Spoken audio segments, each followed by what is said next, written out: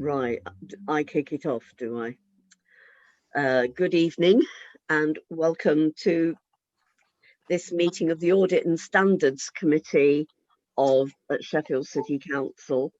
I'm now going to pass over to Abby Brownswood, who will do the housekeeping rules. Thank you, Abby. Thank you, Chair. Thank you for logging on to this Zoom video conference of the Audit and Standards Committee. I'm the Democratic Services Officer for this meeting and I'm assisted by my colleague Jay Bell, who is the host of the virtual meeting. We'll proceed to introductions and housekeeping in a moment, but just a couple of points to note. This meeting is a public meeting and in alignment with the new regulations which permit meetings to be held by remote means will be live streamed for the public to view. To make the meeting run as smoothly as possible, can I please ask that participants in the virtual room leave your microphone on mute when you are not speaking. When you want to speak, please raise your hand to the camera, only unmute when the chair indicates that you can speak. If at any time any member loses the ability to hear or be heard, they must alert the chair or host as soon as possible. You may see members looking away from their screens at times. This is because they will need to look at an additional screen or device containing agenda papers. As members and officers are mainly working from their own homes, you may hear distant sounds of children, pets or household noises from other rooms. Thank you, Chair. Thank you, Abby. I'm looking forward to the household pets. My cat just came in and out while you were talking, actually, but she's apparently not interested in audit. Right. Hello, I'm Councillor Sioned Meyer Richards, and I'm the Councillor for Manor and Castle Ward, and I am the chair of this committee. And I will now go round and do introductions. I will do the members first, members of the committee. So, Angela. Good evening. I am Councillor Argencio. I'm Councillor for Broomhill and Sharrowvale. Simon. I'm Councillor Simon Clement Jones. I'm Councillor for Beechcliff and Greenhill, also Deputy Chair of this committee. Thank you. Councillor Maroof. Councillor Mohammed Maroof, Councillor for Crooks and Crosspool. And we're very pleased to see you with us because we know you're recovering from COVID. So thank you for making the effort, Councillor. Thank you, Chair. Thank you. Adam? Councillor Adam Hurst from West Ecclesfield and also a member of the committee. Thank you. And Alison? You're still muted, Alison. Apologies, Alison Howard, I'm the independent member. Thank you. And then we go through the officers who are here. You've already met Abby, so Gillian. Thank you, Chair. I'm Gillian Duckworth, Director of Legal and Governance. Thank you. David? Hi everyone, I'm David Phillips, Head of Strategic Finance at the Council. Claire? Hi, I'm Claire Sharrett. I'm Senior Finance Manager in Strategic Finance. Ruth? Hi, Ruth Matheson, Finance Manager from Strategic Finance. Catherine? Evening, I'm Catherine Hodgkinson, Senior Information Management Officer. Thank you. Mark? Hi, I'm Mark Gannon. I'm Director of Business Change and Information Solutions. Linda? Good evening, I'm Linda Hunter. I'm the Senior Finance Manager, Internal Audit. And then we also have two people who are here from our external auditors. So Hayley? Yeah, Hayley Clark, Senior Manager with EY. And 2007 300. That's my number, just in case I forget. Steve Clark, External Audit Partner from EY. Thank you, Steve. And you're a name, not a number. I'm never come up as a name now, which is nice. Oh, right. That's good. Right. Thank you all very much. We'll kick off. Apologies for absence. Thank you, Chair. We've had apologies from Councillor Josie Paschek. Okay, and we send our best wishes to Josie, who has had a very nasty break of her arm and will probably be out of action until after Christmas. So we wish her well, don't we? Lots of noddings there. Item 3, exclusion of the press and public. I'm not aware of any items. Is That's that right? Yeah, no items to exclude. Thank you. Are there, item 4, are there any declarations of interest? No. In which case we'll move on to item 4, which is the minutes of the last meeting. Will somebody move that they are a correct record? I'll move that, Chair. Thank you. So I'll now go through for any matters arising. Page 9, page 10, on right, page 11, and if we look at 6.93, that is going to come up under item 11 on our agenda today, and page 12. Great, thank you very much. So now we'll move on to item 6, which is the Information Management Annual Report. And I believe Mark and Catherine are going to present this.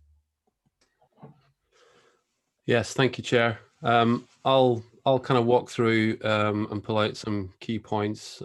Catherine will add any areas of detail that I might miss. And then obviously we'll welcome any questions or observations. So the report, is that okay? Yeah. Yeah. So the report is an annual report to the committee to provide assurances around our information governance arrangements as a council. It's important to note that this report is a retrospective report, and this one covers 1920. So it won't reflect the impact that COVID has had on our performance, particularly around FOI and SARS. Next report, which will cover 2021, will do that. The reason this report is slightly late is because the information management team have been spending a bulk of their time on kind of COVID response work. So this report is a little bit later than we would have hoped. The next report will be on time.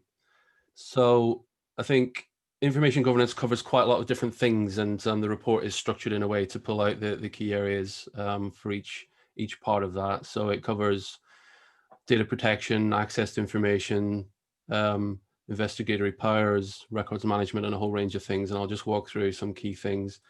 Key point to note is that it is quite a complex landscape and is subject to laws and regulations and lots of codes of practice. So it's very heavily regulated, and you'll be aware that the key laws and regulations are around GDPR, Data Protection Act, and the FOI Act, and also RIPA in terms of investigatory powers. So in 2.5, it lists a number of specific rules that the council has to ensure compliance with the range of information governance across the organisation. So, for instance, the senior information risk owner is myself, so I'm ultimately accountable for ensuring that the organisation complies with its information management and information governance obligations. But there's also a number of other rules around Caldecott Guardians, Data Protection Officer. Catherine is the Data Protection Officer, and some specific rules in relation to children's records. Sorry, Mark, can I just throw in there a sec? Sorry, Caldecott Guardians, that's a castle in Wales. Is there anything else it means? Sorry, I don't actually know what that means. So can you just... I Googled it. Oh, you thought? Sorry, carry on, Mark.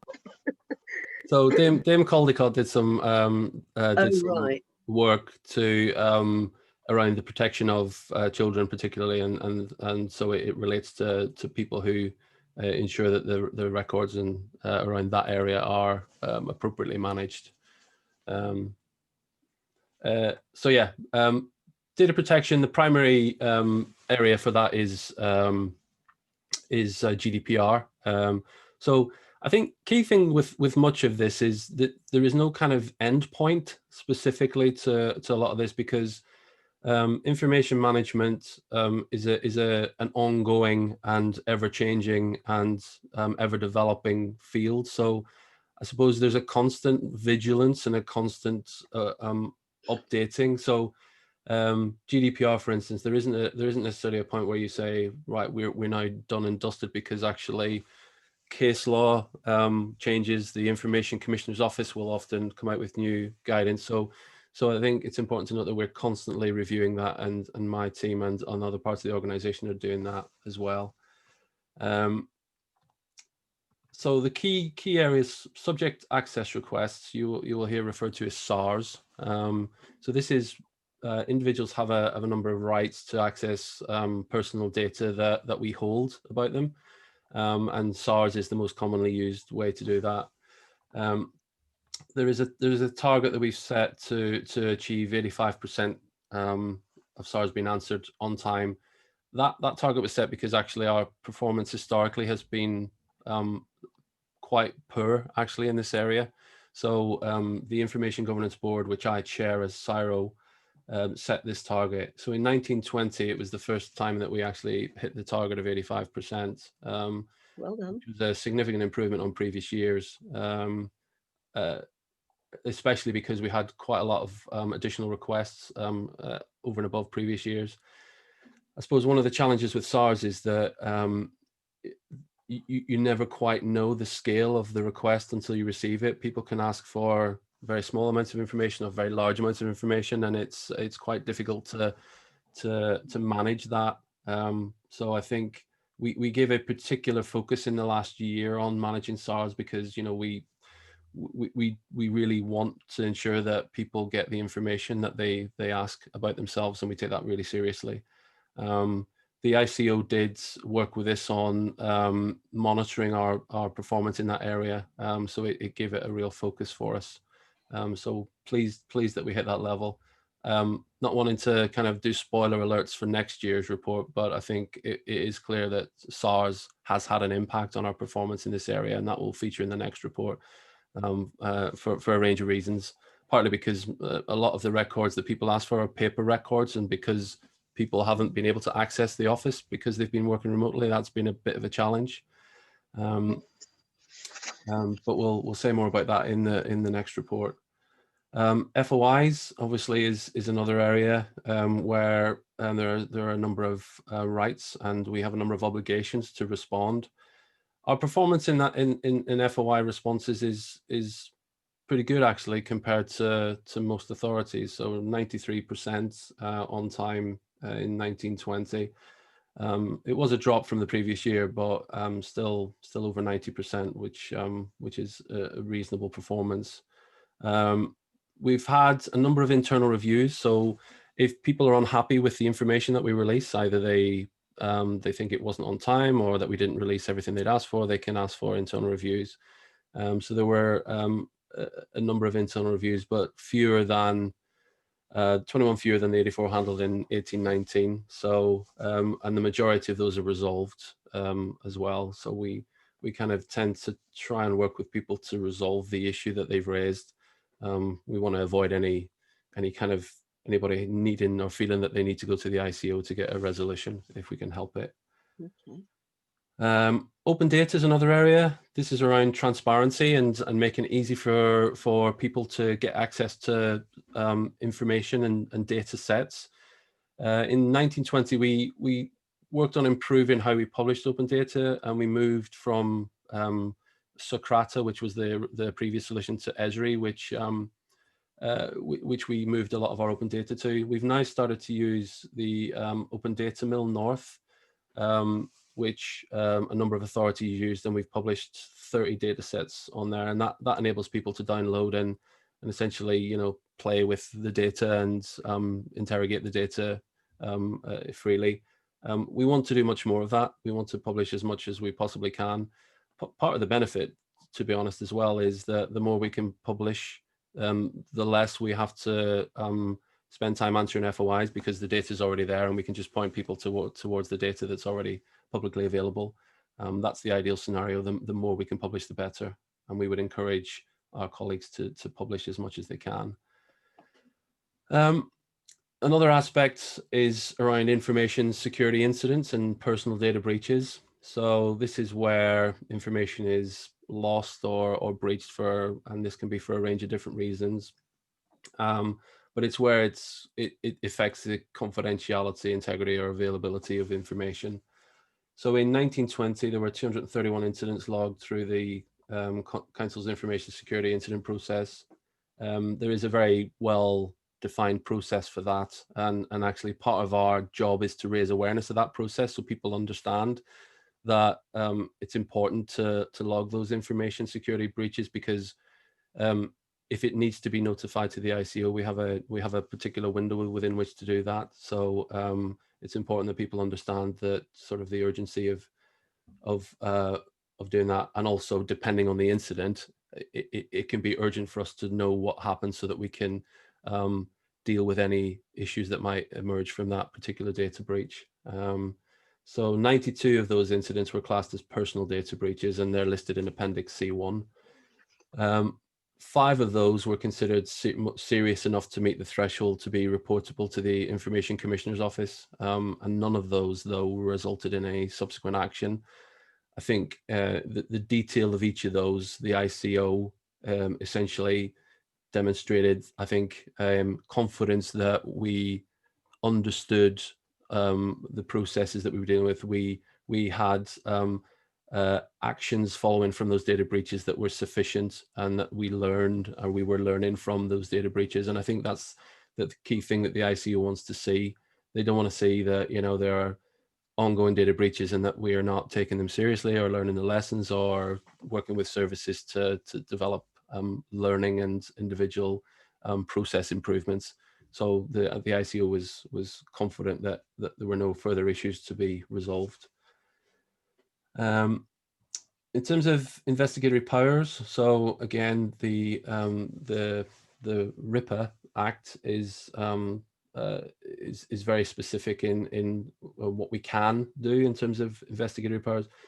So the council made 3 applications for direct surveillance in 1920 that were all granted, and these have subsequently been cancelled. And what that means is that they were for a specific set period of time, and that time elapsed.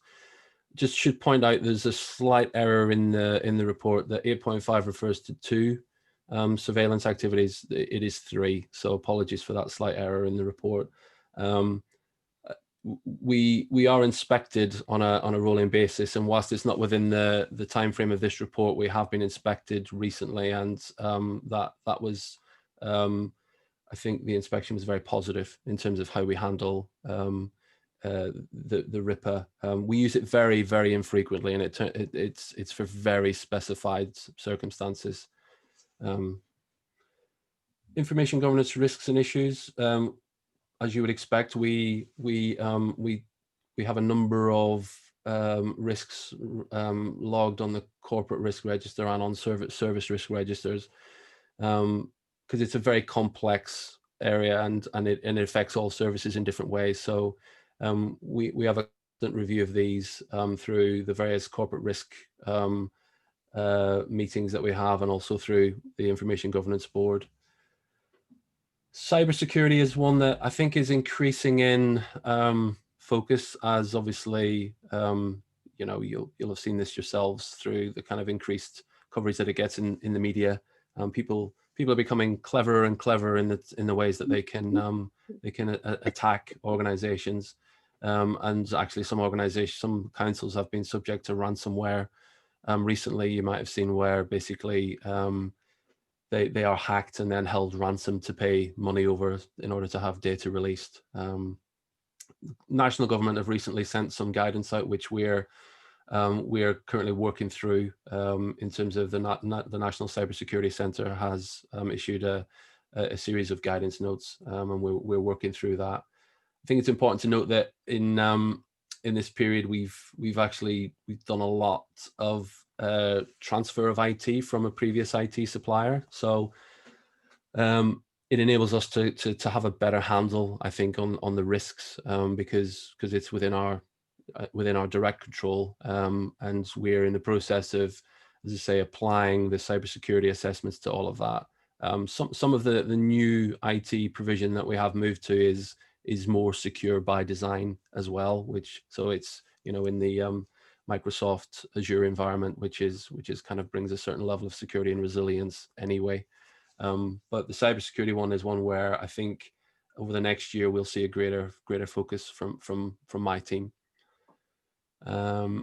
Training is one where I think historically we've struggled a little bit to have all of our employees hit the kind of targets in terms of the information management e-learning modules.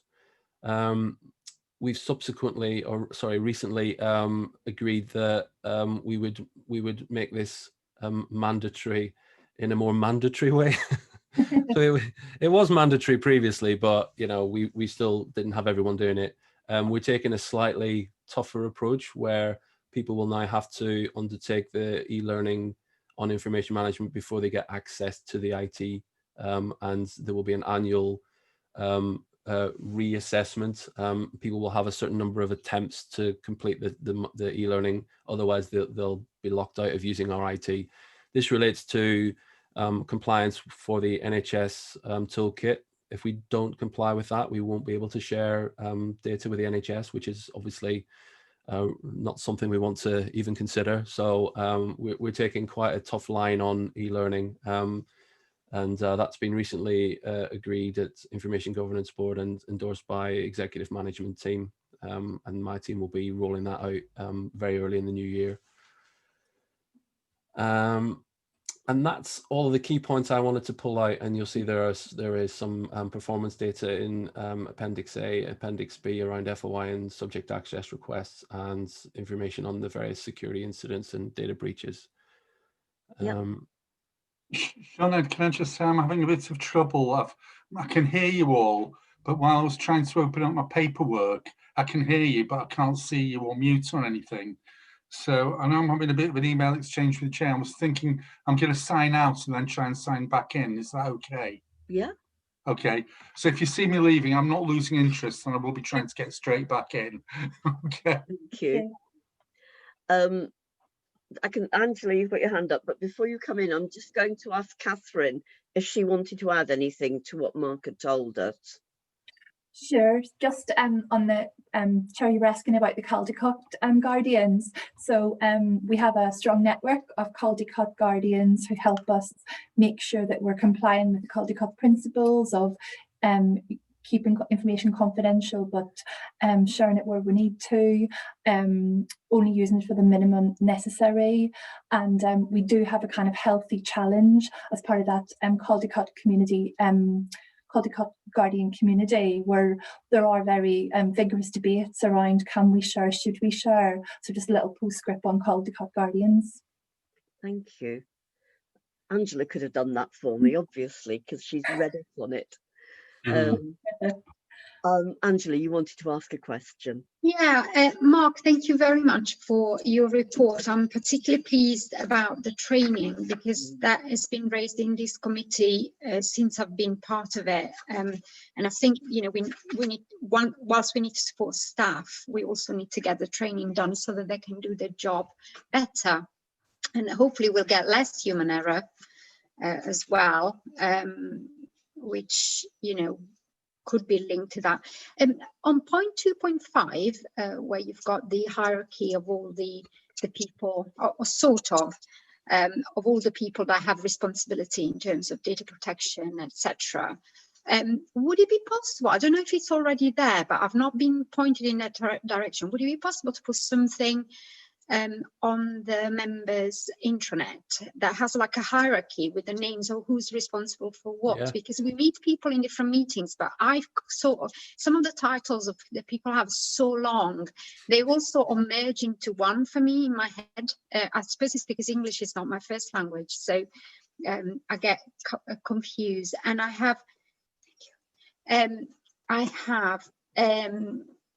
sorry, I had some more questions. Could we have is there like some kind of progress report on the on 3.1 on where we are with the complying? I know that there's some, it's in different reports that we've had today in different bits, there is repeated, but it would be good to see where we are, maybe on a line, how we're doing. And as you said, you know, it's not something that you tick the box and it's done. It's something that is reviewed all the time. Are there any worries about Brexit in terms of data protection? I know that the government has assured that things are not going to change in terms of the regulations, but are we confident that that is going to happen? And are we sort of, you know, in the back of our mind, are we thinking about what we're going to do if things do change? And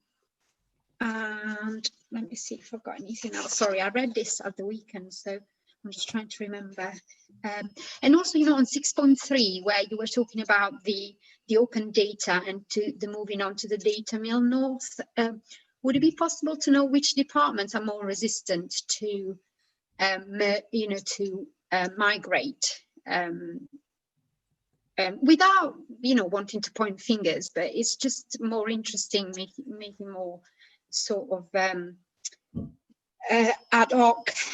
I think the rest you've already answered whilst you, yeah, everything else, I think you've said it before I've had a chance to ask. So thank you very much for that. Okay. So yeah, the names of the roles, yeah, I'll get those pulled together, and we'll put names to roles for sure. GDPR, yeah, so one of Catherine's early roles. So Catherine's relatively new. So one of her jobs is to kind of work to pull together a kind of status position on various things, including GDPR. So as we do that, we'll more than happy to share that progress update. Brexit. So I think there are I think some concerns in the information governance community around particularly where data is stored. So we have as an organization many contracts for software applications. So there is a kind of an ongoing issue around how that might be impacted by Brexit. So one of the things, Catherine can maybe talk about this in a second, is around assessing those contracts. I know that government nationally have done some work around some of the bigger contracts, like, you know, because every council uses Microsoft products, and there are others. But, you know, there are a number of software products that we use, and so there's a piece of work to assess that. So I don't know, Catherine, if you want to just update on that. Sure, yeah. So in line with ICO Information Commissioner Office's guidance, we have prioritised our kind of tier 1, tier 2, tier 3 suppliers, those who are processing personal data, and we recognise that means hosting, sharing, holding, even having access to through support. So we've looked at the ones that are critical in terms of personal data. So those ones that are processing children's personal data, special categories data such as health, and that processing, we're doing an assessment of how the data can continue to flow into the UK. So the last thing we want is to prevent those data flows, interrupt them. They're crucial to our business. So we're reaching out to suppliers to seek assurances around their approach to make sure the data can continue to flow. We are intending to use the European Commission standard contractual clauses to make sure that the data is protected both in Europe and in the UK. The other thing to say, I guess, on data flows is kind of supporting our businesses. So as part of our Brexit planning, we're looking at how we can signpost businesses towards the ICO guidance and the government guidance around preparing. So that will be part of a wider programme work, and we're working with partners along that. I think it's also worth just noting that I guess that's part of, again, spoiler alert to this year. So there was a significant judgment in the European Court of Justice this year, which ruled that data flow into America was needed to be subject to additional safeguards. So again, with our big software suppliers, our cloud app suppliers, we have been very cognizant of that. So in our supplier engagement, we intend to dovetail that with a deeper understanding of where data is flowing to the states as well, to make sure that that data that's entrusted to us, that we process and really care about, remains secure and safe and compliant at all times. Thank you. And then your final question, Councillor, was around resistance. I honestly don't think there's necessarily a resistance issue. I think we as an organisation probably haven't given a significant enough focus to open data and transparency. It is kind of my view. I mean, I know Gillian is doing some work around transparency, and I think as part of that work, I think we want to push harder on, publishing by default information, making data sets available. There's some work internally around business intelligence, which is trying to identify and build the capability around being able to do that much easier. Because part of the problem is some of the data sets are kind of in various forms, not always easily publishable. So I genuinely don't think it's a resistance thing. I think it's more of a focus thing. Is that okay? Thank you. Did anybody else want? Oh, Simon. Thanks, Chair. Yeah, it's on the last page of the report. The statistics about the Ripper surveillance. Obviously, it's quite a big thing for sort of government to be spying on their people, on their citizens. So I mean, obviously, you can't give us any specifics, but if you could give us a general idea of what you're using the powers for, to hopefully put our minds at rest. Yeah, I think you used the word spying. I think that's that's another word I would use. And isn't it? It's actually used in very limited. I mean, Catherine will give a bit more information on the specifics, but it's well, I'll hand over to Catherine because she can talk about that actually. Sure. So we don't use any off-Ripper surveillance. The extent to which we use it is, as Mark said, minimal. Usually to, for example, for crime detection and prosecution, where we are acting as the crime detection agency. So obviously, that's squarely around, for example, trading standards investigations, for example, alcohol sales. I can give you a bit more comfort around, or give the councillors more information on the governance around that. So we have oversight. All authorisations have to be approved by the magistrates, a bit like getting a warrant, and they all have been. They've all been. And the senior, the SRO for RIPA is Eugene Walker, who's our one of our executive directors, and our RIPA coordinator is our deputy head of legal and governance. So they're all discussed. Mark, I'll just mention as well that we have, again, another spoiler alert, we are inspected by IPCO every 3 years, and I know that it's outside the reporting window, but we had a positive inspection by IPCO in August of this year, so that was positive. Oh, thank you. Simon, is that okay? If I just very quickly follow up and ask, I mean, and as I mean, really, it's just for kind of my own comfort, because I mean, it was very controversial when it first came in, and the use of it were very controversial, and really, it's just as I say, it's difficult to ask without asking about specifics, but I'm hoping that when we apply for these, it's not broad, we are targeting them at a specific place, as it were, rather than getting a blanket, what have you. Yeah, I mean, I don't know. Jill is kind of head of legal, might say more. I mean, I'm not a legal scholar, but they are for very specific and limited purposes, and are time bound as well. So they expire at the point at which you say you have a particular period of surveillance to do a specific task, and the magistrate signs it off on that basis. Is that right, Gillian? Yeah, that's my understanding. We have to give evidence of a specific issue that we feel that we need to do this in order to get the approval from the magistrate's court. So yeah, it's on specific issues. That's why it's only used very rarely.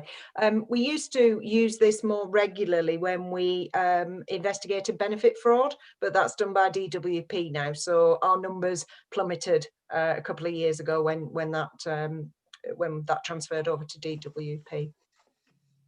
Very much. Okay, Simon?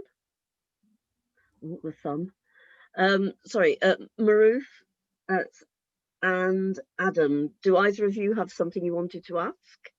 Not at the moment, Just a very Chair. quick question. I mean, I know. Okay, Adam, Sorry, you'll just say a very quick no. question, Councillor. Quickly, yeah. I think we just touched upon, Gillian just touched upon fraud and fraud issues. Do we still suffer quite badly from council house tenancy fraud? I know we haven't suffered, but do we have that as an issue in the authority? Can you clarify that? Do you mean by people subletting, or do you People mean subletting? I mean, it's been quite a common thing that's been running nationally, and various sort of people have been investigating over many years. And I think I might have raised this as an issue before as well, but do forgive me. But I don't know whether this is such a big issue in Sheffield, and if it is, are we on top of it? Oh, right. I think we're all looking a bit puzzled here. Hang on, Linda's going to save us. Yeah. I'm not aware, we haven't got any current issues, but what I can do, I can find out and get back to you, because I'm not aware of any historical ones, but there's no current ones that we're involved with, so I can find out. No, that's fine. I'm not trying to invent any, but it's just that it's been quite a common thing across the country with other local authorities where people have used council house tenancies and then sublet them to somebody else, and obviously that's taking housing out of people who really need them. That's something that I've always kept an eye on with it when I've been with Audit and Standard. Yeah. But if there isn't an issue, then obviously that's good. Okay, thank you. We do have some issues from time to time with cuckooing, but that's a slightly different issue again. Adam. So it would have been uncharacteristic of me to stay silent for too long. Just a quick one, actually, it's almost a supplementary, because I think Maruf's just come out with saying that I haven't sort of picked up. So I suppose in one sense is, we obviously look at the reports, they're very, very thorough. I think they were very, very well presented. But how do we get to know about the fraud in the first place, if that does go on? So if it's happening in some areas and not happening here, how do we know that that's not because it's been missed out? I hope that's not too unfair a question for the officers, but we are rather reliant on your thoroughness, I'm afraid. Oh, sorry, carry on, Mark. So the example here is really not within the parameters of this report. This is around information management and securing information and data. So I can answer how we know or don't know about information breaches, but I wouldn't be able to answer the question around fraud particularly, because that's not within our kind of purview. So how we know about information management issues is we do a lot to publicize with services the importance of doing it on a no blame basis, because actually we want people to tell us when there are breaches so that we can help them to understand why that's a problem and help them to learn the lessons. And actually, I think when we started doing that, we saw an uptick in the numbers in previous years, because actually I think that's a demonstration that the kind of the knowledge of our colleagues is increasing as to how to raise issues. So we see that. So that's how we know. I mean, fundamentally, if someone doesn't report a breach, then obviously we'll never know about it. But often we get some of the breaches will come from customers who say, "I've received this thing in error." So we will find out sometimes like that. But in most cases, someone will say, "I've sent this incorrectly," or "I've sent this to the wrong person," or so it comes from a variety of sources. But in terms of fraud in particular and the kinds of things I think Councillor Maruf talked about, that's kind of not within the purview of this report. Okay, Gillian, fraud in the council. I assume that each department or service area has different sorts of fraud. Is there a compendium, if you like, of fraud, or is it dealt with by each individual? you know, I know I don't want us to go down a rabbit hole, but let's try. I am going to pass this over to Linda because it's planted well and firmly within audit's area. So, right, Linda. Yeah, we've got a dedicated team that deal with fraud, but like I say, a lot of it is reliant on either whistleblowers or people identifying the frauds to us. But what we do, we have regular meetings with both core cities and South West Yorkshire groups, fraud teams as well, where we can share sort of where people have identified either frauds or where there's a common theme going across, like I think Mahood mentioned a minute ago, where the common theme going to all authorities. So we can look at either if we've got weaknesses in our system or how are they detected in other authorities. So we have sort of got some techniques that we can help us to, and tools that we can help us to identify them, but a lot of it is reliant on people coming to us and reporting them. Okay, thank you. No more questions. Mark, I was just going to ask, when we talked about training, and you said that more people are doing it, is it something that is picked up? Do people have PDRs and then that's sort of included on there, so they sort of know that it is something that's expected of them as part of their development? I think, specifically on the training, the information management training that I mentioned, we're taking a more, I suppose, proactive and direct approach to telling people directly that these are the new rules and this is what they need to do. Yes, people do have PDRs, and there's an expectation in there that you know, certain numbers, there's certain mandatory training that everyone should do. So managers should be encouraging their staff to undertake that training. But on this one in particular, because it's so important to us achieving the NHS Toolkit accreditation, we just felt we needed to be a bit more directive on this one. So that's what we're going to do. That's good. Well, obviously next year's report won't be as exciting because you've given us so many previews. Thank you very much. No, we've held quite a bit back. It will be quite exciting. Yeah. Right. Put that in your diary, everybody. Thank you very much for coming. You don't have to stay for the rest of the meeting if you don't want to, although I can't understand why you'd want to leave. We'll move on to item, where are we? Whoops.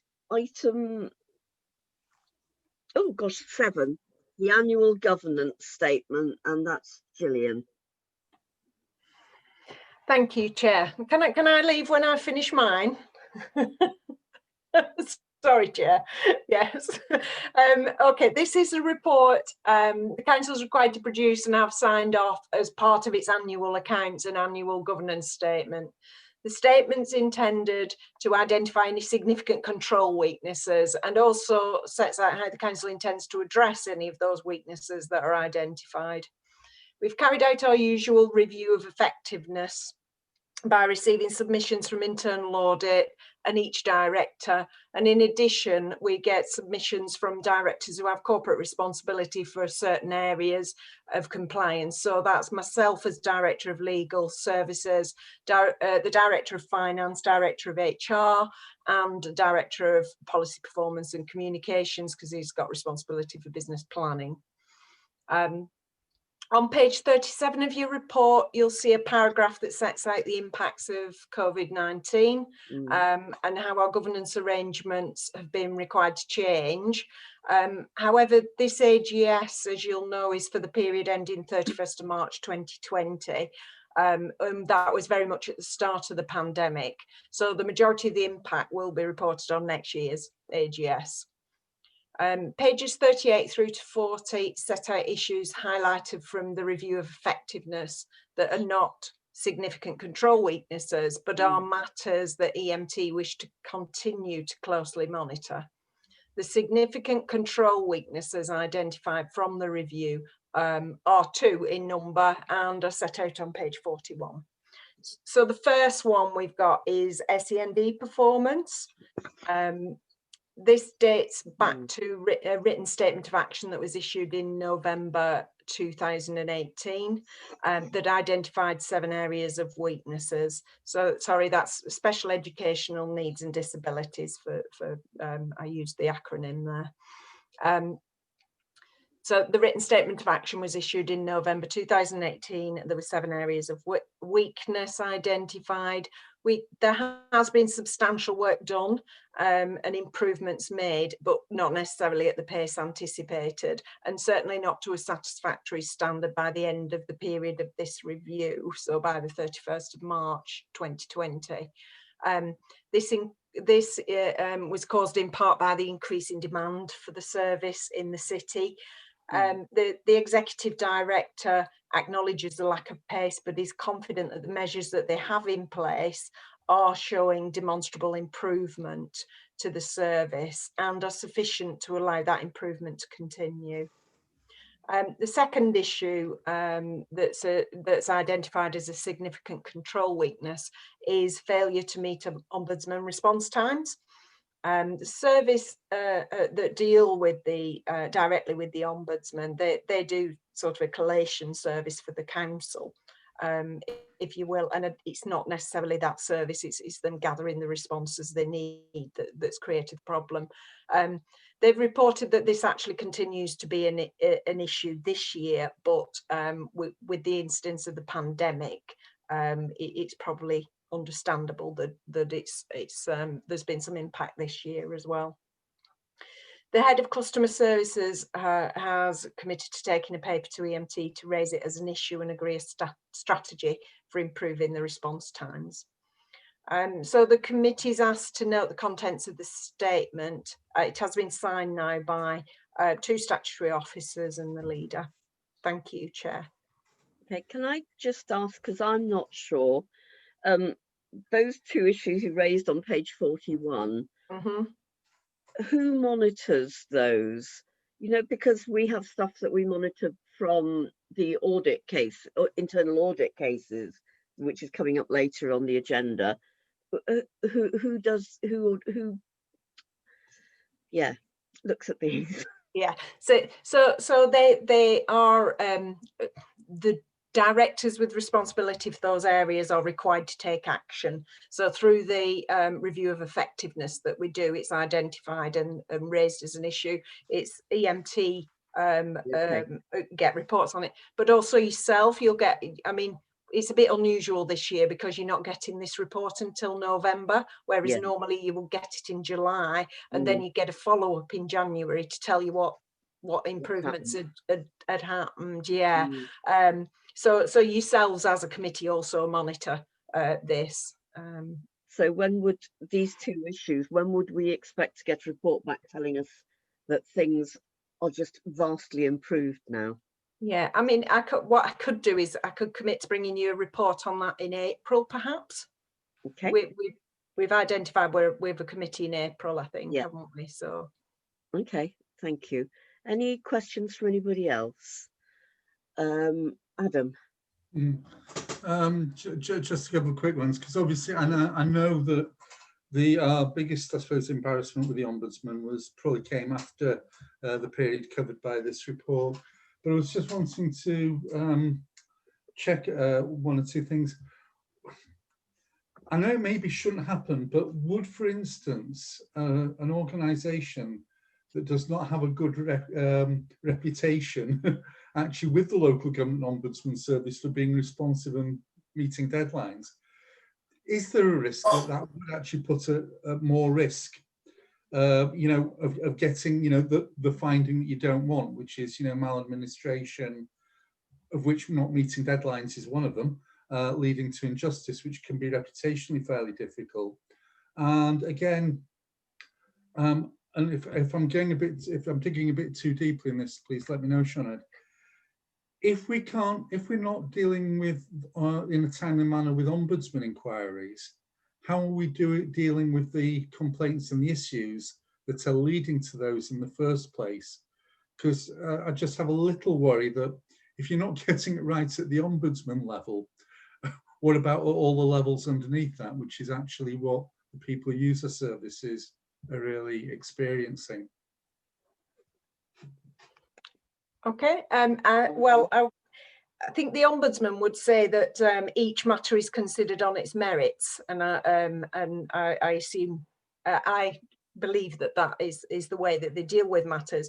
However, if there is any element of discretion on their part, where they are presented with information where there's perhaps a question mark as to whether it's the authority or it's the complainant who are are in the right, if you will, then I think that our performance could potentially cast doubt on our responsiveness and the way that we act as an organisation. So I think it is a reputational issue. It does feel like it's relatively minor, but I'm of the same opinion as you, Councillor Hurst, that if we're struggling to meet the timescales on once it's got to the Ombudsman, then that isn't a good indication for how we deal with other matters within the organisation. So I think it does have a potential to have a reputational issue. I'd like to be a bit cheeky with the chair in that case, which is when we hear about how it's wonderfully improved with the Ombudsman in the next report, it would be. Could you at least be aware? Because I think I'd like to think that it is actually an across-the-board thing in terms of how we're dealing with everything, if that's not too cheeky. Thanks, Chair. Yeah. Well, I'm going to be lenient this once. Are you coming back in again, Gillian? If that's okay, Chair? Yeah, just to say this committee does receive an annual report on complaints and an Ombudsman report. So I think at that point in time, you'll have all that information together and it'll be a lot clearer for you as to what those response times are and what the performance of the council is like. I think that's due in the new year, actually, is that report. There you go, Adam, you'll be let loose on that. Maroof. Thank you, Chair. The area that's of greatest concern to me is obviously my shadow portfolio as well, is around SEND. I've had quite a bit of casework around this in the last few months as well, which is quite alarming, to be fair. And I think it's something that we really need to look at and speed up the process, because we're failing to meet the needs of some of the SEND people that really need it desperately. And it's quite concerning, especially as it impacts on life chances of children. Especially, I've had a few instances where children are between the ages of 13 and 14, and it's terribly important for them in the next couple of years to be able to have some sort of decent education. But unfortunately, that's not been forthcoming. And I know we've identified the fact that this is a big issue for us, but I think it's an issue that is quite substantial, especially if you're a family that's actually affected by it. And I think there's been a recent press issue as well around this subject. And as I said, I've got quite a number of case work around this very subject. And parents have been put in some really awkward positions where they're basically having to teach the children at home, and not necessarily even teaching them at home because they don't have the skills to actually do that, because there are issues that they can't deal with, which needs professional people to deal with, which is fair enough for us to say that we're actually looking into it. But I think it's hugely critical for all of us as members to be aware of this and make sure that the people that we represent do get that service that they so rightly deserve. And I think we should, in some ways, have this report coming back fairly soon. I know I've talked to John McElraith as well about this, and I know people are looking into it. But the fact is, looking into it 18 months on, I was asking the same question, and I'm still asking the same question. So it is of a concern to me, Chair. I'm not convinced that we're the right people to take that up. We can certainly monitor. No, it's an issue of finance. I would expect that the scrutiny board for children and young people should be taking this up with the cabinet member for children and young people, because I think that would be within their purview. But for us, certainly, we can keep monitoring complaints and any ombudsman cases from our end in order to give grist to the mill from, I think it'll be an approach from lots of different places in order to make this work, but certainly I'm not sure whether scrutiny has looked into this, because I'm not on that scrutiny. Is anybody on the children's scrutiny committee? No. In which case, can we find out whether the children's scrutiny panel has actually looked at our special educational needs and disability service and what their findings were? And if they haven't, can we say that it's something that was raised as a concern here that they might like to consider for their work programme? Thank you so much for crystallising that. No. I know it's probably in the wrong context I've mentioned it today, but it is something that's terribly important. Jill. Yeah, just to say, I don't think it is the wrong context for you to raise it, and I think that's exactly why it's been identified as a significant control weakness and brought to the attention of the audit committee in the annual governance report, because we also recognise it as being a serious issue. You'll see there are some other matters that where directors have said there is progress. We've just put those to be monitored by EMT, whereas this is something that we felt needed to be escalated to the audit committee. So I don't think it's inappropriate for you to ask that. Okay, that's good. But if we can get it approached from many different approaches, because it's obviously a really big issue, and reputationally, as you say, it's a large risk. Okay, are there any other questions or comments? Simon, you've been very quiet. I like you quiet. Right, in that case, we'll move on to item 8, which is the annual internal audit opinion report. Who's that going to be? Thank you, Chair. This report is our annual report, and it highlights the work that's been undertaken during 1920 by internal audit, and it supports what Gillian's just presented, actually, the AGS. The report outlines both professional and legislative standards, our structure, our resources,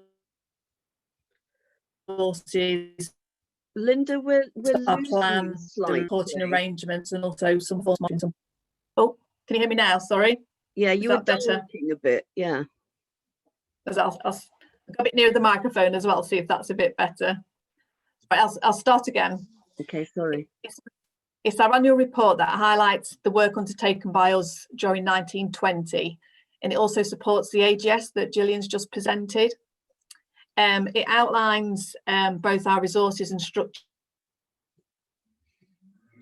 for internal audit, our planning arrangements and reports, and also our performance monitoring, our PIs, and also the professional standards that we work to.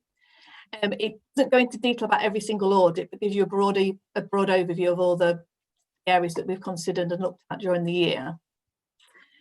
It highlights that we've given no assurance audit report opinions this year. We have given 7 audit reports that had a limited assurance opinion. Overall, we issued 59 assurance reviews 1920, and that was out of a plan of 66. So we actually hit the target. The target was 80%, and we achieved 89%. So we're above target on that. It does include, I know you've had back in June 2020, you had a fraud-related audit report. But in here, I've just mentioned the number of investigations that we've undertaken in 1920. Then also, we concluded some of the investigations that we started in 1819 as well. So they were the more lengthy ongoing investigations. Appendix D includes actual systems work that we've done. And overall, that's quite good assurance there. The dashboard that I've included in Appendix D shows that controls overall in the majority of systems are pretty sound. So that was quite reassuring for the main financial systems. Appendix F, that includes some of the business partnering work that we've done. And listed there is the 16 reviews that we did this year. So that was good engagement from the service areas on the business partnering work we've undertaken. And then finally, just to say, what you need is an audit opinion. So what I put at the bottom is that I'm satisfied that the council's risk management, governance and internal control frameworks are adequate.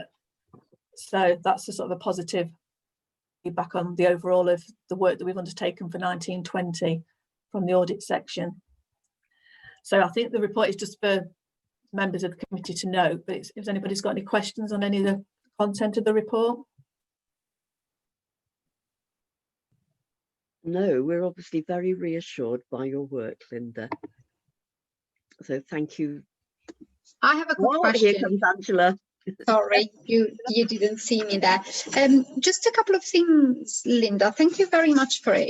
In terms of, and I think you've already said this in previous meetings, you know, that went public.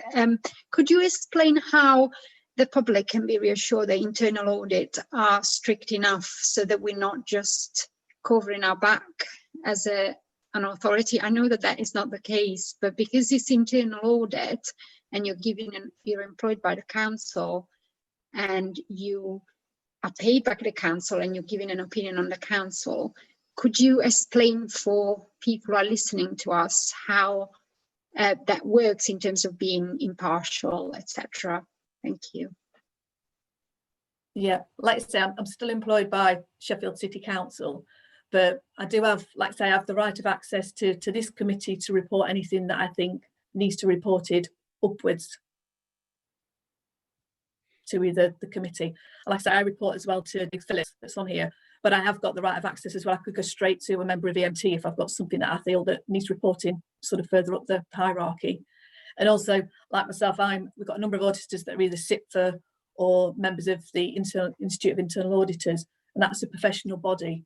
And again, we have the code of conduct and our professional standards to adhere to. So we do have that sort of independence and responsibility and accountability.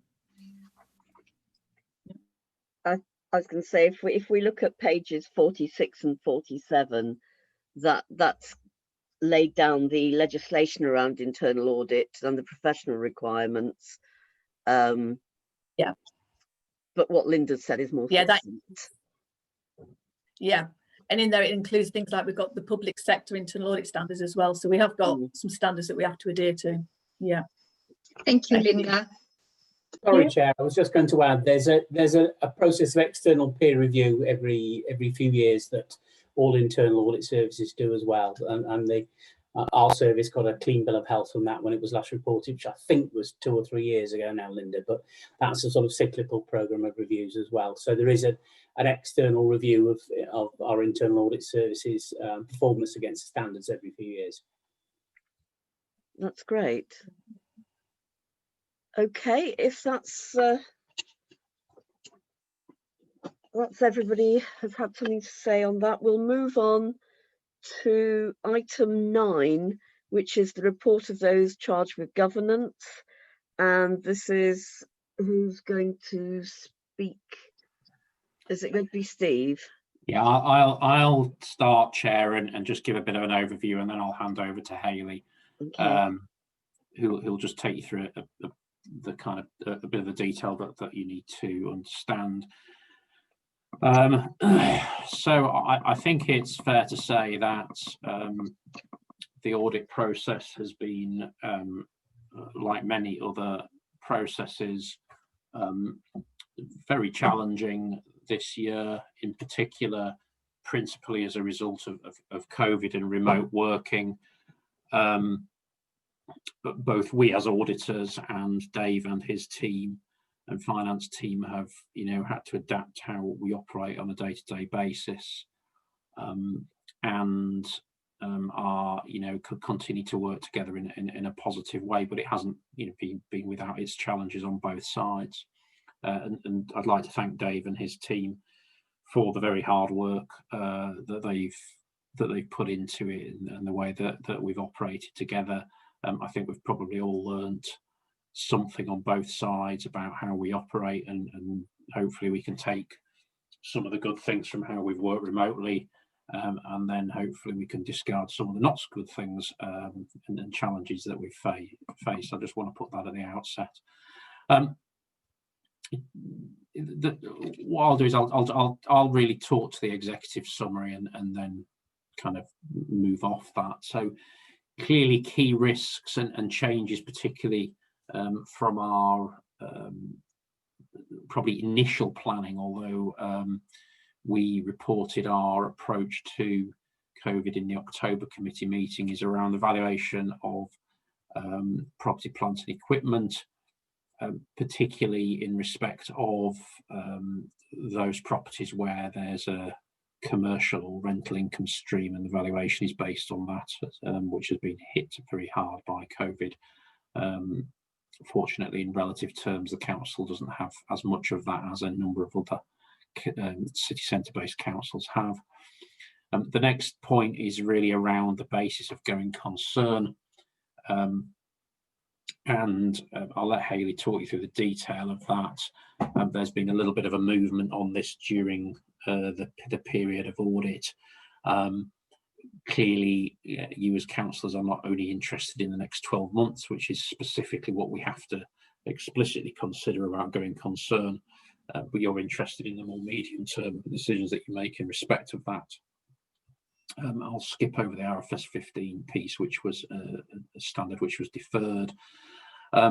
We then also had to think about what we call as parent to receivables, or cash that were owed to you and I. Is, you know, how has the council considered that and adjusted whether or not it thinks it may get all the money back that it's owed, whether from individuals on an individual basis or from other businesses who have since been struggling. You've heard about the annual governance statement and narrative report, and clearly that will have been updated in respect of COVID. We then have the thorny issue of pensions, and for those of you that were here this time last year, we had a challenging issue in respect of the South Yorkshire scheme, in particular because of the work that we have to rely on from Deloitte to audit that South Yorkshire scheme. We worked very well with Deloitte this year, and that issue has not arisen in quite the same way that it did in the prior year, which is a positive. However, clearly the pension valuation is subject to a lot of volatility. We've had to focus on quite a lot of work on that. And then finally, really is the overall value for money discussion, and there's a number of areas on this which we talk about later on in the report, but I think probably the one that I would draw most to the committee's attention is that, you know, as a council, you have been financially very well managed up to date. You've had clear approaches and made decisions in respect of savings targets and investment decisions that you make. Clearly, as we go into the next round of funding, we talk about it later on, those decisions don't get any easier. And, you know, I think I would encourage you as councillors, as well as the audit committee, continue to give the level of scrutiny to those decisions and make the right decisions, however difficult and sometimes unpalatable they may be. The world is a very different place to where it was 6 months ago, and I'm sure in 6 months' time it will continue to be in a different place again. Today's announcements being just very much a case in point. What we're seeing in kind of particularly unitary and county councils network is some councils finding themselves in section 114 territory. In layperson's terms, that means in local government speak, technically going bust if you were a company because you can't set a legal budget. The council is not here at that point in time. However, it wouldn't take a lot before it would get there, and that's not through a result of mismanagement. It's because of the huge amounts of seismic spend that you have going through your councils, the various pressures that you have on that, and clearly some very important regeneration and investment decisions that you need to make going forwards. And I think that's probably the main point I'd make in respect of that. Hayley, do you want to pick up there? Yes, no, that's absolutely fine. So I won't turn the pages on the report in its entirety, but there's a couple of areas I just want to draw to your attention. So section 2 of our report sets out what we've done against our assigned risks. I suppose the first area I draw to your attention is our work over property, plant and equipment, which is still underway at the moment.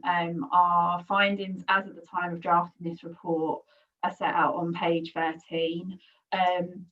There are a couple of sizable adjustments that we've identified, and they're also included in the summary of uncorrected misstatements. One of them is to do with estimation movement, and it's a similar issue to what we found in the previous year, and it's just that, you know, more information has come to light after the point that the accounts were originally prepared. And the second it relates to a formula error in one of the spreadsheets. Now, that they both net off against each other, which is rather fortunate. But as I say, they are quite sizable adjustments. Having said that, neither has an impact on the general fund balance. We still have a number of matters that we need to close out in that area. Some of them relate to valuations and assets that our external property team are currently reviewing, and others relate to other ad hoc queries that we're just working together to resolve. The next risk area I just draw your attention to is on page 16 of the report. And that just relates to the work over the pension scheme. As Steve mentioned, we've had to do some additional work in that area this year. You're probably aware that over the course of the summer, there was some additional consultation and guidance on the impact of McLeod, which has had an impact. So we've taken a look at that. We have had the reporting back from Deloitte as auditors of the South Yorkshire Pension Fund, and whilst we don't have the same issue as the prior year, we do have one outstanding query with them that we're just waiting for them to come back to us on, but it should be relatively minor. Page 17 of the report just notes our work over the various PFI schemes you have. Again, there's nothing material coming out of the work to date, but we do have a number of queries that we do just need to close down that may have an impact on the figures either reported in the financial statements or that get added to the summary of uncorrected misstatements. And then page 19 of the report very much looks at going concern and the additional work that we've had to do over that this year. So whilst going concern in the traditional sense and in the corporate world is not the same as what it is in the local government world, because of the impact of COVID, and also we've got upcoming changes in auditing standards as well, we have had to focus our attention a little bit more on this area. So we've had a look at your cash flow forecasts over the going concern period, which is 12 months from the date of sign-in. And we're just in the process of going through mandatory consultation procedures just to get sign off on that and to make sure that there's no impact on our audit opinion for this year. Steve and I's assessment is currently that we don't expect there to be any impact on that, but clearly if that changes, then we will come back to you and we'll let you know. Section 4 of our report, and in particular page 25 of the supplementary pack, sets out the level of uncorrected misstatements at this point in time. So as you can see, currently they net down to an INE impact of 2.3 million. There's no impact though on the general fund as a result of those. And clearly, as I say, if as we conclude out the remainder of the work, there's anything else that we need to draw to your attention, we'll let you know. Section 5 sets out our value for money work. Steve has touched on that, but You may recall from our planning procedures, we had two significant risks. One was in relation to regeneration programmes, and specifically Westbar, and the second was in relation to financial resilience. We've concluded that for 1920, and that's very much the year we're looking at here, the arrangements you have in place are okay, and we've got nothing to report on that. However, as Steve mentioned, what we have done is just drawn to your attention things that you need to think about looking forward, and that's set out on page 31, and that's very much about maintaining robust monitoring and challenging, looking at your key areas of overspend, and where you need to focus on potentially looking at transformation of services, as well as the changes that you've got coming in leadership over the next 12 months and what that might mean to you as well.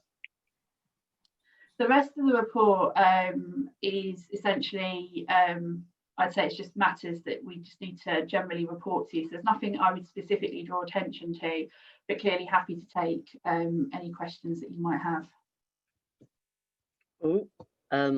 Before I bring in Simon, sorry, David, did you want to make any further comment on this, or shall I move on to Simon?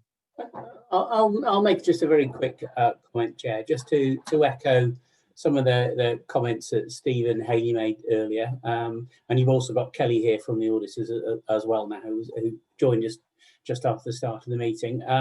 It obviously has been a challenging year this year for both the auditors and our own team, getting used to working remotely, and instead of having an auditor able to look at something, a piece of paper, or look over this their shoulder at a screen, they've had to do it remotely and send screenshots and get used to doing that. So I'd like to say a big thanks to Claire and Ruth and the auditors for working so well together.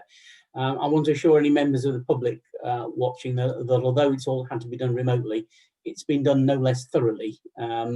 There's a really good level of review and challenge we get from our external auditors, good professional challenge, but we end up still managing to be friends at the end of it, which I think is testament to all concerned. So I think that should give committee members and members of the public, if they go online and want to read through the memo, that there's been a lot of thorough work done.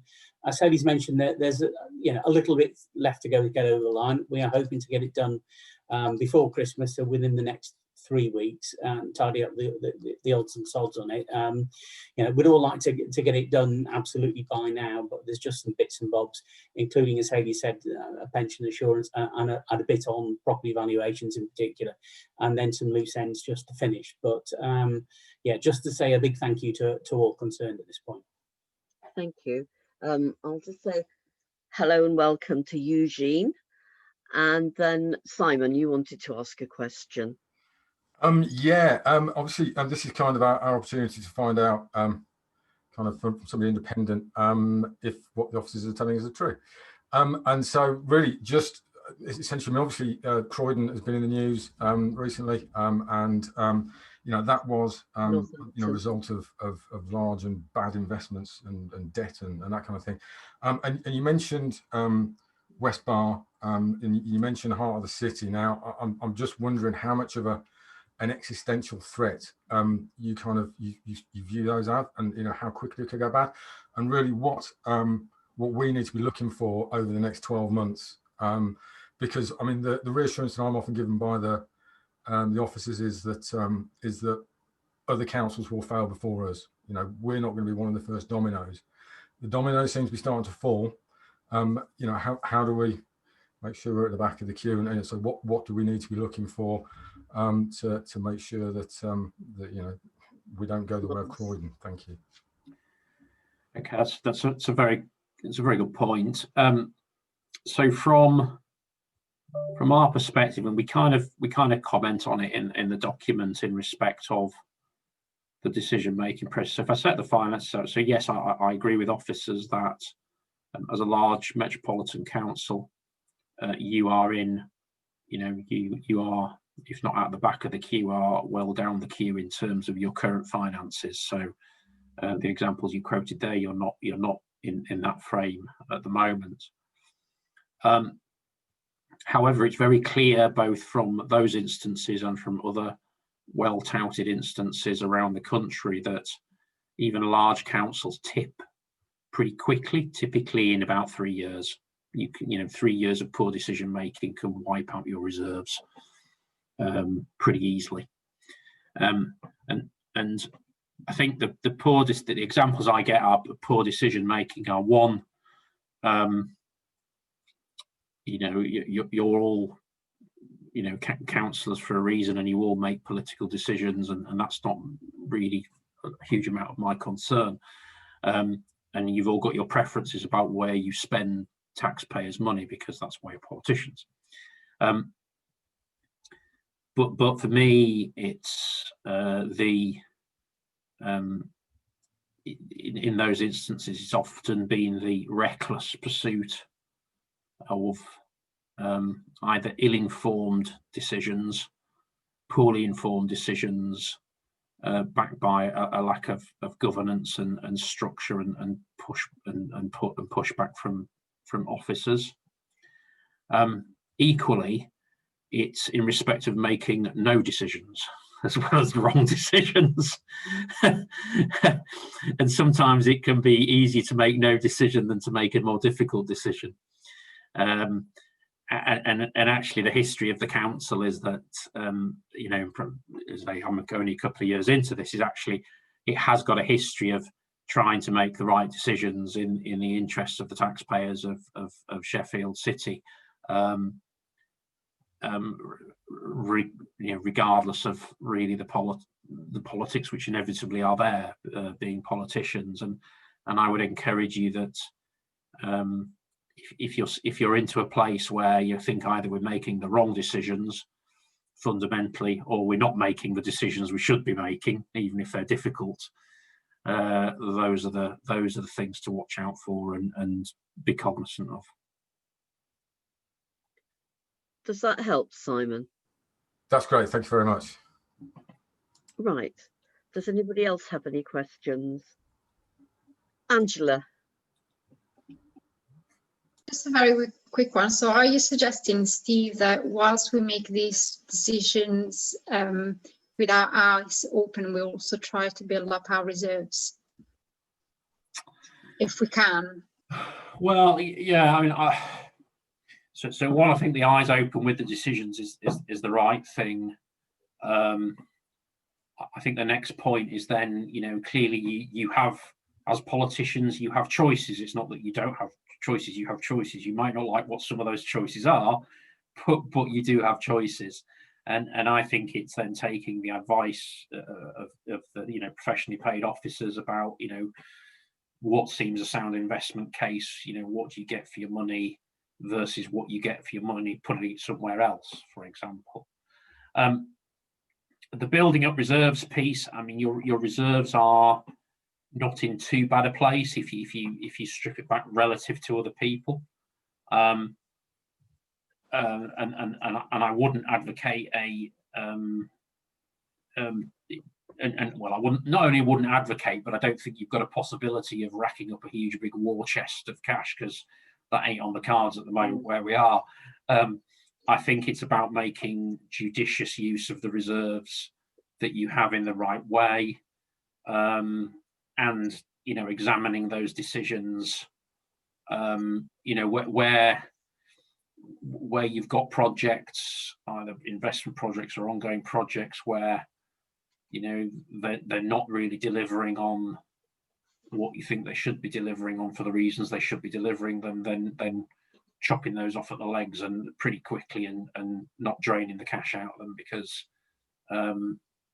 often the council makes multi-million pounds decisions on biggish projects. It's a huge facilitator of investment and regeneration in the city, and equally in the city region, and those involve some big cash sums, and therefore as you said, it's been risk aware, not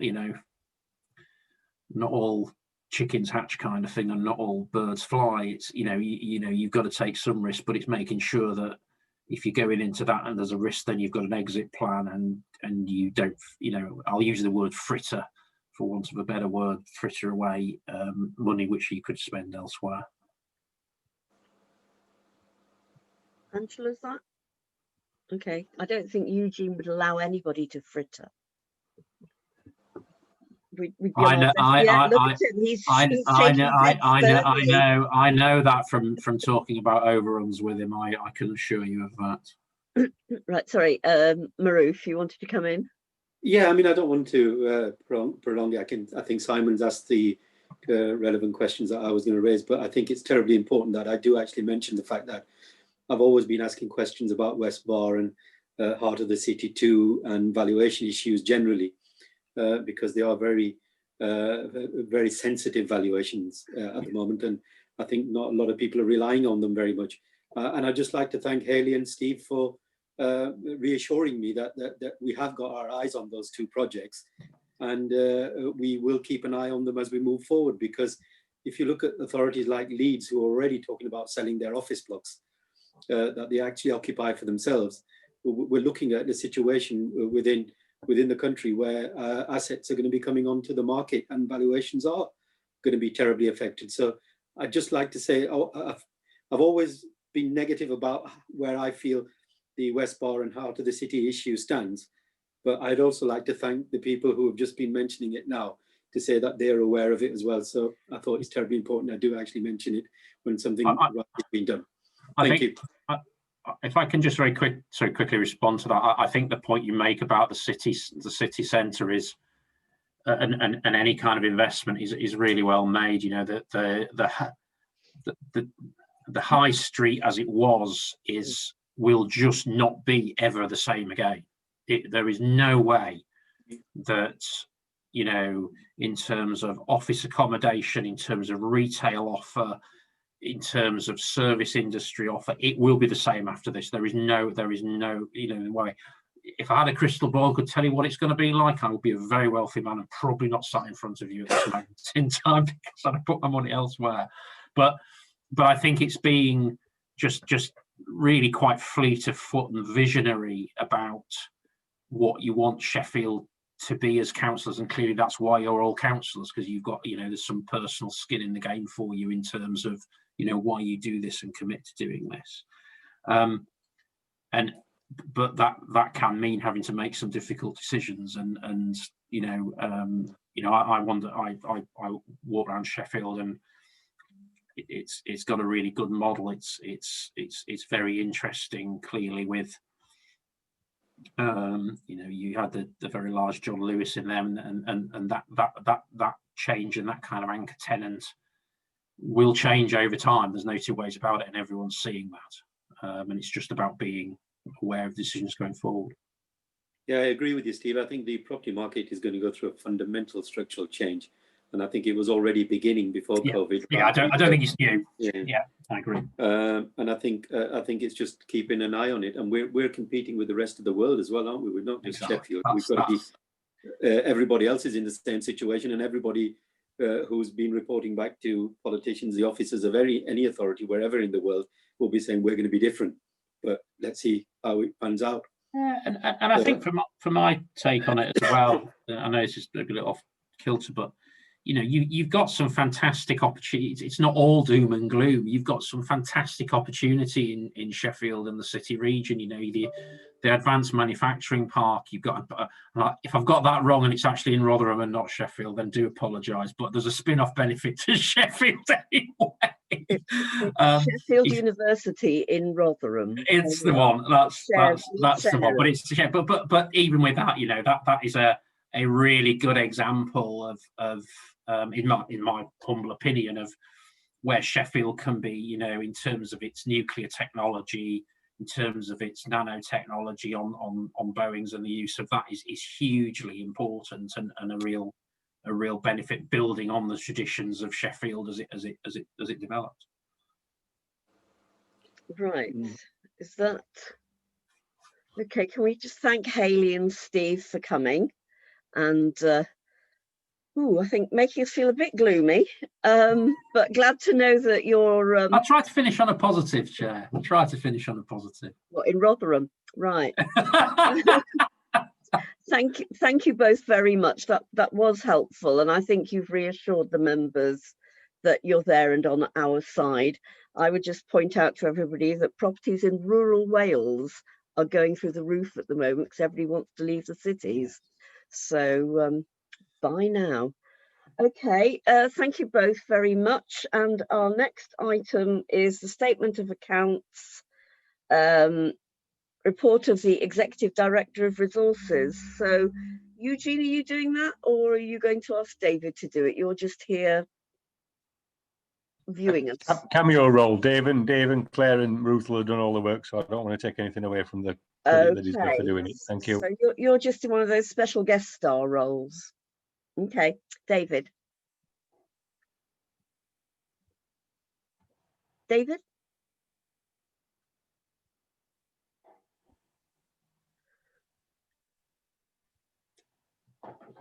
Hi, Chair. Can you hear me? We thought you'd gone. I got worried there, Dave. I was going to have to do it after all. Now, I've got very poor internet connectivity at the moment. Nobody other than the person talking is moving on my screen. And I'm getting about one word in two. And it cut you off at the critical moment when I think you tried to cue me in. So I've got Claire and Ruth more than capable of taking over if I get cut off in my prime, and you might have to repeat questions to me. But just to say, and it's no good anyone raising their hand at the moment. This is everyone on the screen is frozen. A quick introduction to the accounts. You saw this set of draft accounts back in June. We completed them by the deadline then. As the auditors have told you, they're running through the accounts now and have largely finished.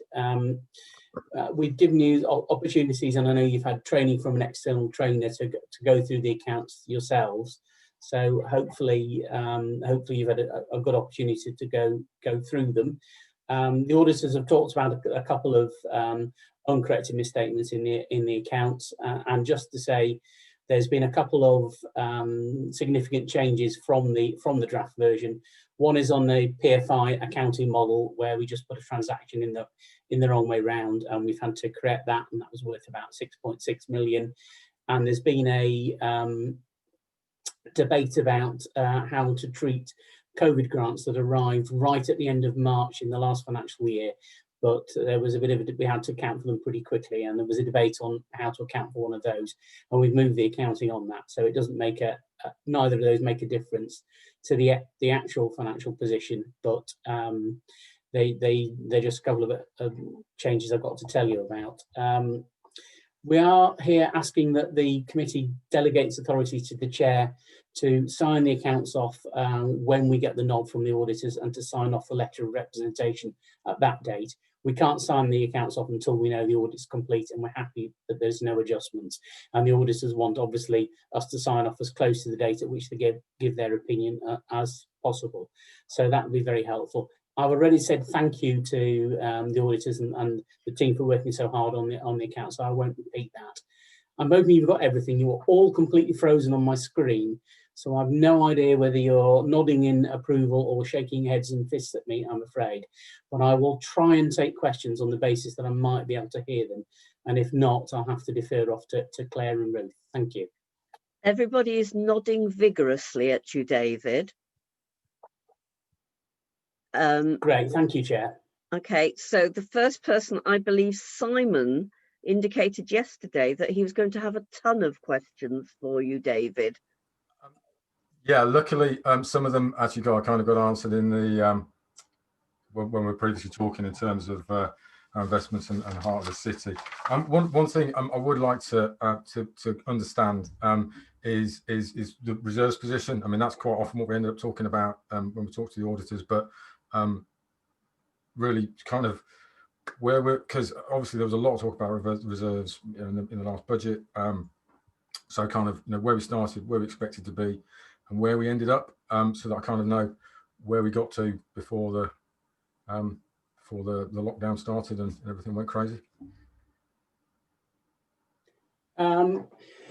Yeah, certainly in terms of financial position for last year, we ended up with a very small surplus, so £534,000. So we didn't have to draw more from reserves than we were expecting. I think we've already had some very useful comments from the external auditors on our reserve position.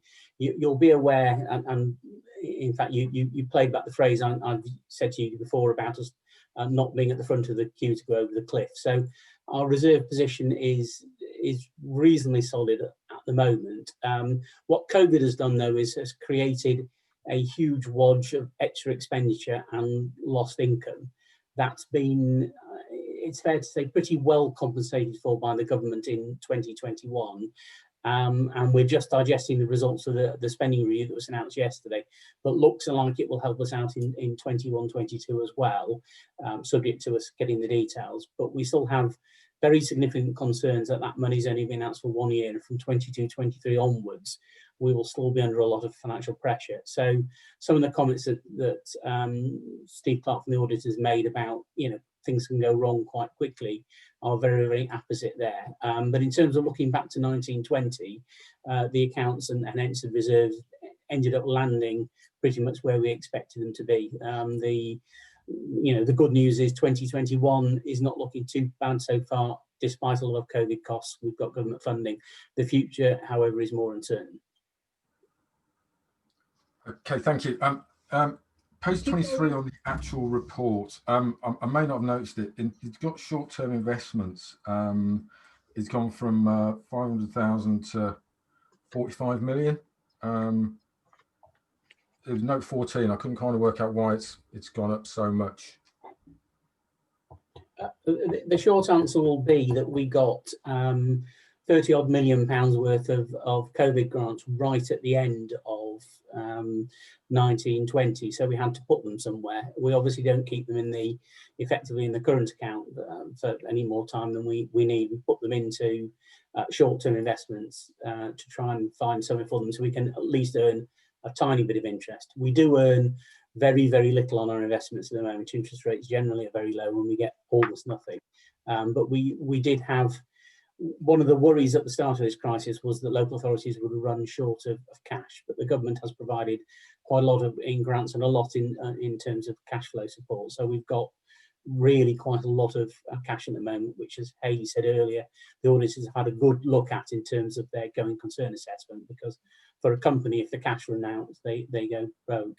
We're actually in a more fortunate position in that we can access cash from PWLB, the Public Works Loan Board. So our cash position is less of a problem for us than others, but we still have to keep an eye on it. And our cash position is still looking relatively robust, but that extra government funding that came in right at the end of the year is a reason why investments have gone up. Okay, thank you. And I'm just wondering, page 80, I'm just wondering what it was that we sold in this year. Sorry, which page are you on, Simon? 80. Page 80. 80.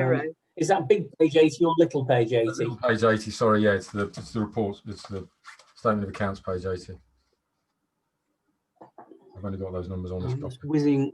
Whizzing now. I mean, we have a series of asset disposals every year. I'm not sure, and I could whiz this over to Claire and Ruth, but I'm not even sure they will know exactly what assets we will have sold in detail. We always try to look at our property, and we have a vast portfolio of properties, and where possible, not hold on to things that we can actually dispose of. But I'd need to get back to you on which specific assets have been sold this year.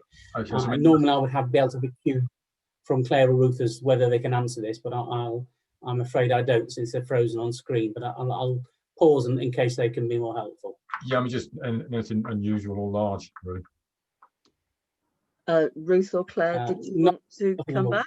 Is it the 6.5 million? Yes, that we're looking at, right? It'll be a series of assets. I mean, we can. Have you got them to hand, Ruth? I've not got them to hand, but we can get the detail behind that, because I'm assuming it's the assets held for sale, note 28. Is that the specific one? Yep, we can get hold of that breakdown. Thank you. 6.5 million, yeah. Yeah. And can we circulate that to everybody? Yes, yeah, that's no problem. Thank you, Chair. That's it. Okay, Angela. Just a very quick one. I just forgot to put markers where I wanted to ask questions, but one of them Simon has already asked. So I am on note 17, short-term debtors, and I was wondering why the capital project is so much lower than last year. What was there at the end of last year that wasn't there at the end of this year?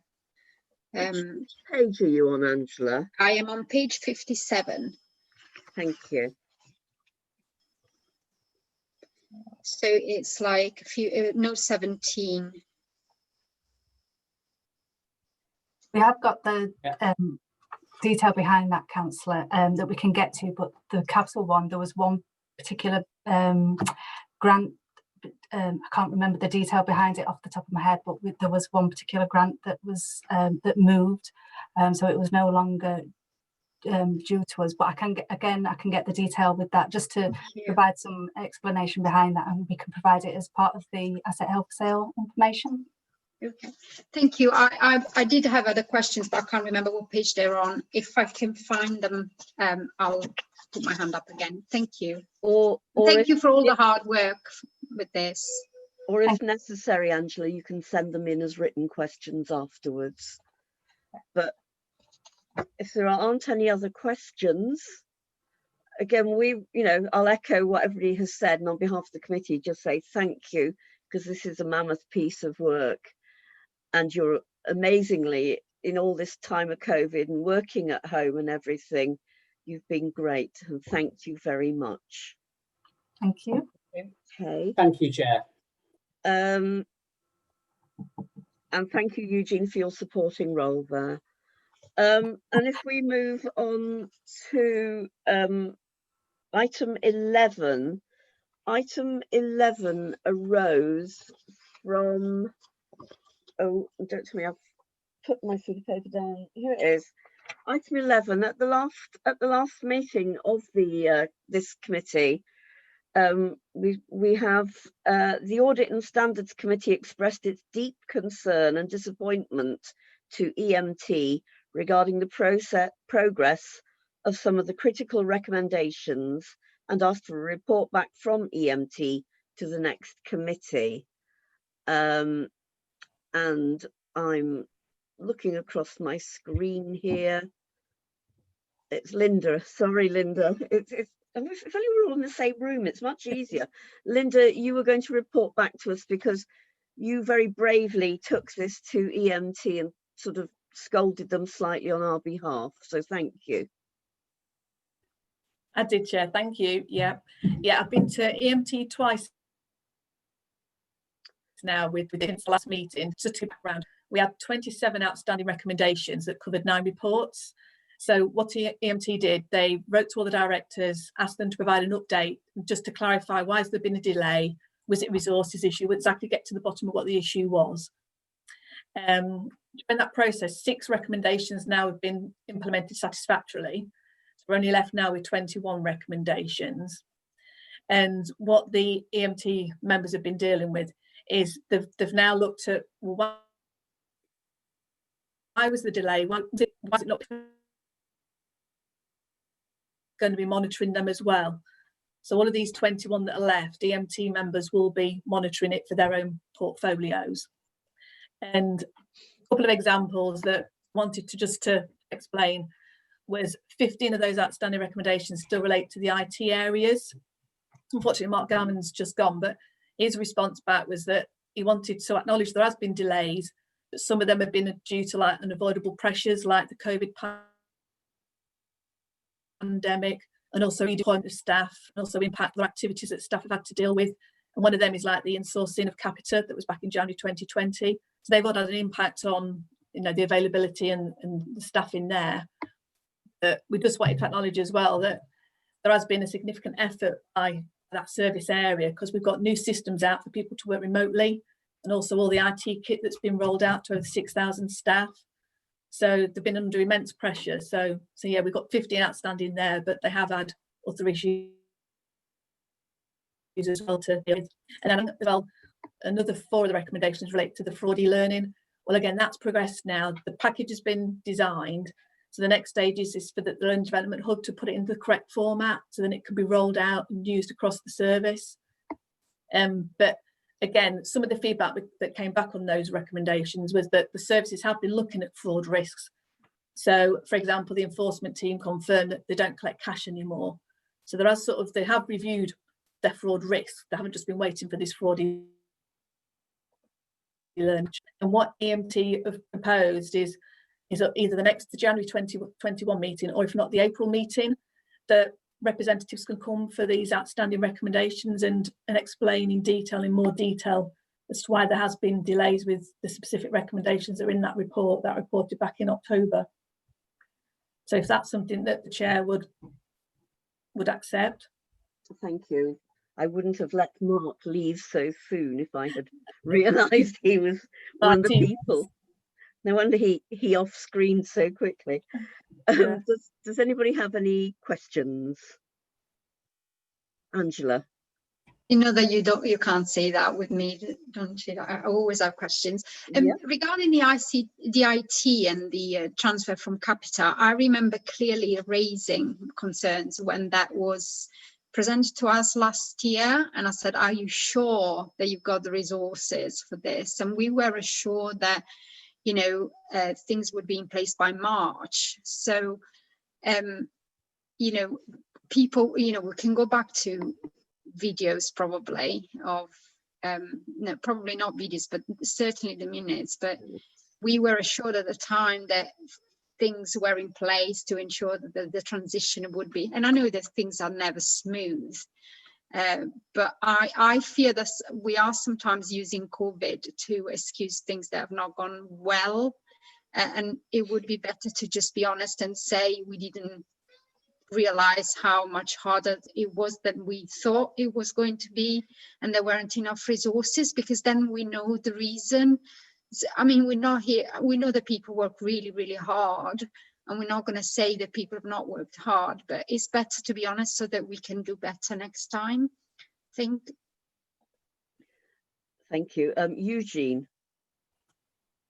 Yeah, you did raise that. I think what I'd say, and Mark would say if he was here, is actually the Capita transfer was amazingly successful. It's one of the best programs I've seen for doing that. The staff landed and actually integrated really well. And I am so grateful they were in-house, because I do not think we would have got through this, well, I know we would not have got through this crisis if Capita had still been running our IT. They landed, they straight away rolled the sleeves up and became part of the team and made a huge effort. And it genuinely is that, actually having brought them in-house, they quickly adapted, as did the revenues and benefits team, actually, who then were involved in a lot of doing a lot of the kind of business grants and things that went off as well. So I think it was well resourced and it was successful. But genuinely, the amount of effort that has had to then be put into, say, for example, rolling out 6,000 laptops across the council, so that we can, you know, enable working like this, and also things like the contact centre, which you know,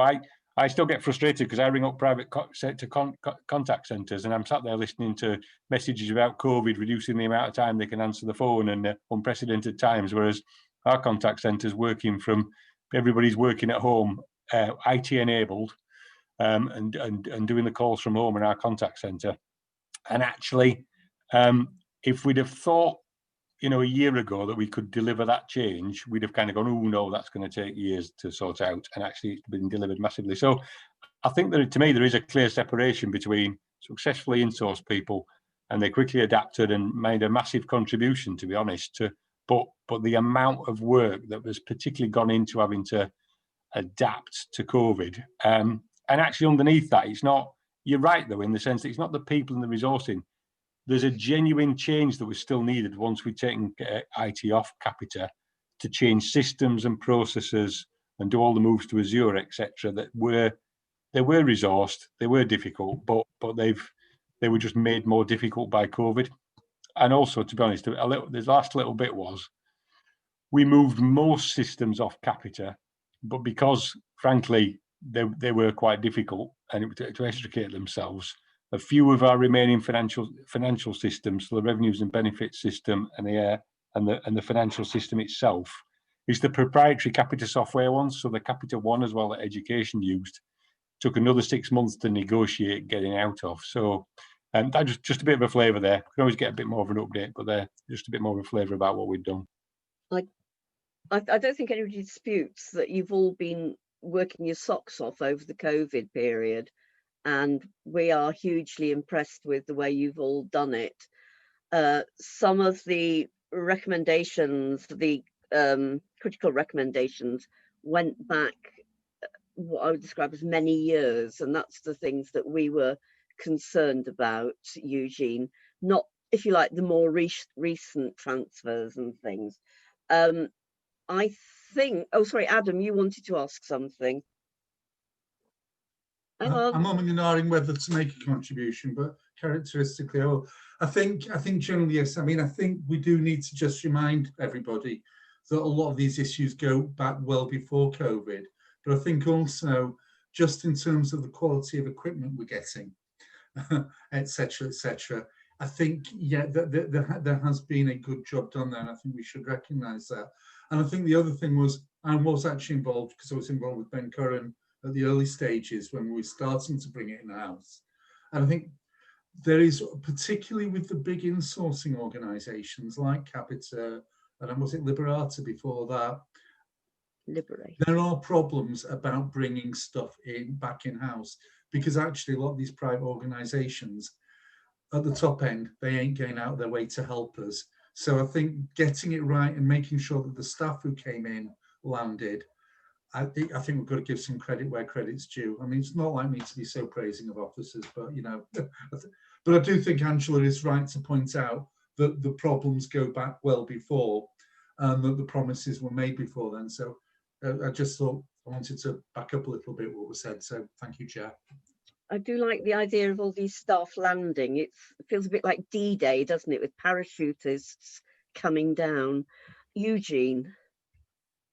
Sorry, I wasn't meaning to deny that. Actually, there was some longer term. Sorry, my Wi-Fi, by the way, might have caught Dave's disease if I go a bit spluttery. I wasn't meaning to say there wasn't some longer term things. Absolutely acknowledge that. I was just kind of talking about the specific point Angela raised about kind of the resources for the project. Yeah, so absolutely, which is actually why EMT, as Linda said when she came to follow us up twice, and then you'll be reassured to know that my inbox got full of officers responding about the progress in the weeks afterwards. So that's why we suggested that it's always useful, I think, sometimes at various points to actually bring the lead directors and officers who are delivering this to this committee itself, rather than just reporting it through audit. So I'm sure Mark or some of the other people who got some of those recommendations would be happy to come to a future meeting in the audit committee if that's what you wanted. That's why we made that suggestion. Thanks. I do like the idea of Linda scaring all those chief officers, and maybe we can use her in some other role in the council when something really difficult needs to be done. We'll send in Linda. Thank you, Linda, for your contribution.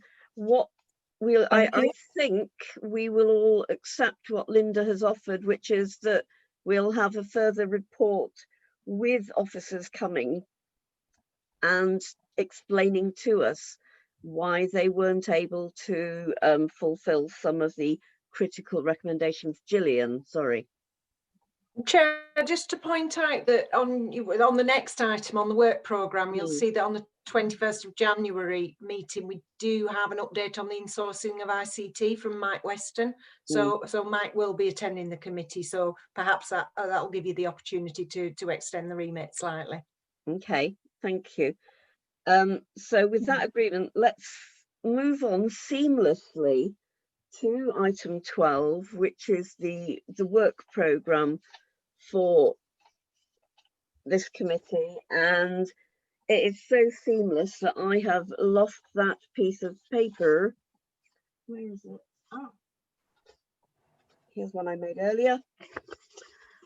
So I think when we had the briefing the other day, we decided that because January was so full of items, and because I had the idea that we might like to invite the new chief executive to meet us and see what great work we do, that we might actually have a February meeting, because there says that we can have an additional meeting if required, and that we would shift some of the items from January into February, so that January, because at the moment, with the list of what we've got for January, it looks like we'd be there for 4 hours. So where's Simon? Simon, oh, there you are. I think that's what we agreed, isn't it, Simon? You came to the meeting.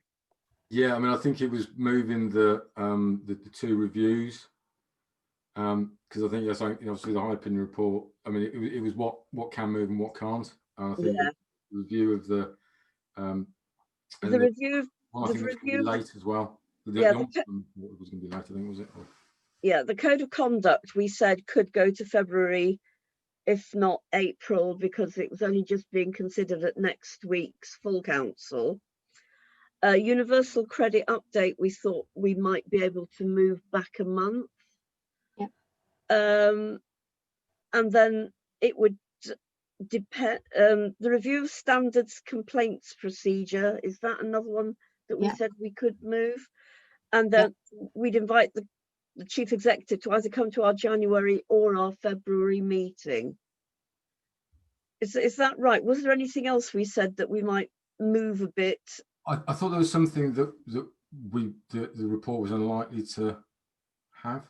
Yeah, there's the formal response to the ISO 260, which will move to April, I think, and the audit letter will move to February as well. Yes. Yeah, I thought it was something else. Cheers. Good remembering, Simon. Thank you. So is that okay with the other 3 members? So we will be having our February meeting on the 18th, and the January meeting will have some fewer items, but possibly the chief exec. She'll have a choice of dates. I'm confident she'll want to come in January and meet us as soon as possible. I have put that request through to her office already. Great. Okay, well, in that case, I think, have we finished everything? There's nothing anybody wants to raise? In which case, isn't it horrible? I'm probably going to say something like Merry Christmas, and remember that this time last year we were saying, let's bring mince pies, and Angela was saying, make sure they're vegan. So, so with that, thank you all very much. It's been a good meeting. I'm sorry if I go on a bit, but I do feel that we have actually all had a chance to sort some stuff out. So see you all in January under tier 3. Thank you, everybody. Thank you very much, Chair. Yeah, I was good at Crimbo as you can, everyone. Oh. Yeah. See you. I don't know what I'm going to do with our family row. I mean, there's no family to row with. It's terrible. Go and row on your own. That's what I'm doing in the Labour Party meeting, is I squabble with my family. See ya.